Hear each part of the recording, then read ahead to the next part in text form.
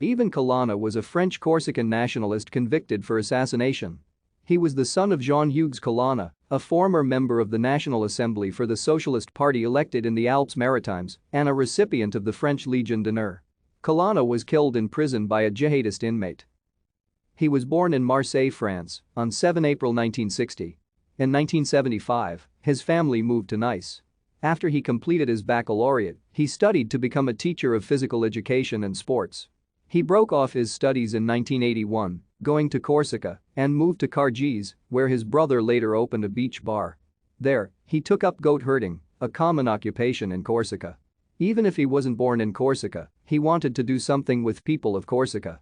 Naturally, he joined a nationalist militant faction close to the FLNC and is suspected in several terrorist acts in the region.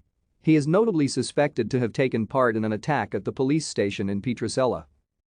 On 6 February 1998 at 9:05 p.m., the prefect of Corsica, Claude Arignac, was assassinated as he exited a theater onto Rue Colonna d'Ernano in Ajaccio. Thank you for watching. Like and subscribe if you would like to view more of our videos. Have a nice day.